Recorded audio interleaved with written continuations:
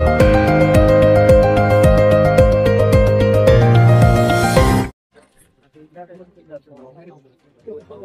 आ जाओ यार।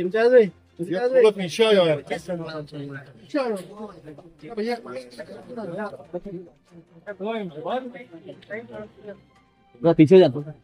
मैडम, थोड़ा पीछे हो जाओ मैडम।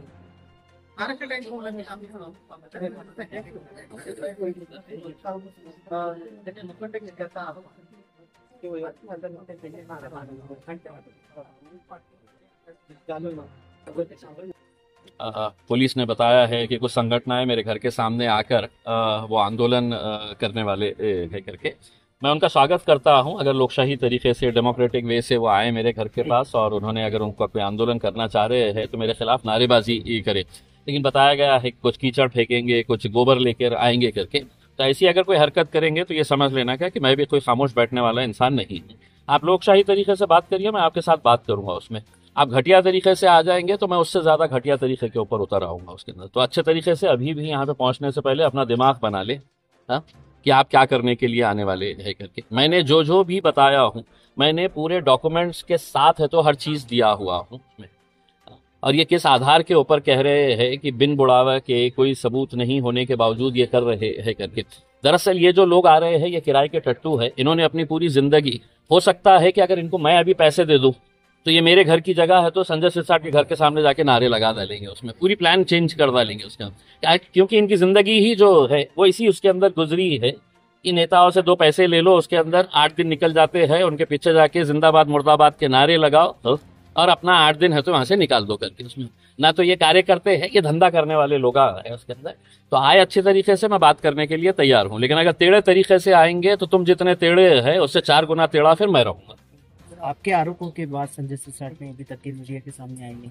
ये संजय सिरसाट वो शख्स है जो हर रोज आपको सुबह अपने घर पे बुलाते हैं और सीरिया में क्या चल रहा है ये बताते हैं। फलस्तीन और इजराइल के बीच में अभी क्या चल रहा है उसके ऊपर है तो अपना ज्ञान बांटते हैं। डोनाल्ड ट्रंप और इलॉन मस्क के अंदर अभी क्यों झगड़े चल रहे हैं इसके ऊपर वो चर्चा करते हैं। देश का और दुनिया का ऐसा कोई मुद्दा नहीं है जिसके ऊपर ये ज्ञानी नेता हमारे जो है वो बात नहीं करते हैं। लेकिन जब मैंने उनके ऊपर कुछ आरोप लगाया तो कहते हैं कि नहीं मैं 8 दिन के बाद है तो इसका जवाब दूंगा करके। 8 दिन के अंदर वो क्या कर रहे हैं तो अपने चार्टर्ड अकाउंटेंट्स को बुलाए हैं और बोले हैं कि पूरा हिसाब बराबर से करके रखो, वो बंदा अपने को खींच रहा है करके। MIDC के ऑफिसर्स को बुलाया गया है और उनको ये बोला गया है कि हम कैसे डॉक्यूमेंट तैयार कर सकते हैं कि जिसकी वजह से मैं जो फंस रहा हूं वो मैं बाहर निकल जाऊं करके उसमें। तो मैं मुख्यमंत्री साहब से अनुरोध करना चाहूंगा कि अपने आप को दूध के धुले हुए बताने वाले देवेंद्र फडणवीस साहब, मैं भ्रष्टाचार के गंभीर आरोप के साथ साथ आपको डॉक्यूमेंट्स भी है तो पेश किया हूं।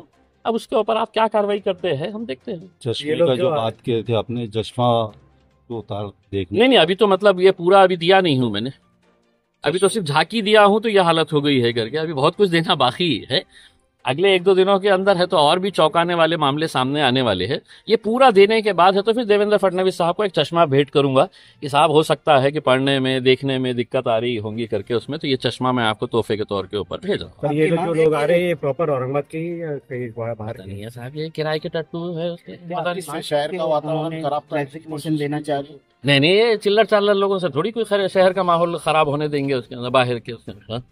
क्या आपकी डिमांड है कि उन्होंने रेजिग्नेशन देना चाहिए संजय सिरसाट? मेरी डिमांड नहीं है, महाराष्ट्र की जनता ने इस बात की डिमांड करनी चाहिए जो साफ सुथरी जो एक राज्य चाहते हैं। जो भ्रष्ट है तो वो बोलेंगे तू भी खा रहा मैं भी खा रहा हूँ, इसके अंदर कौन सी नई बात है करके उसमें।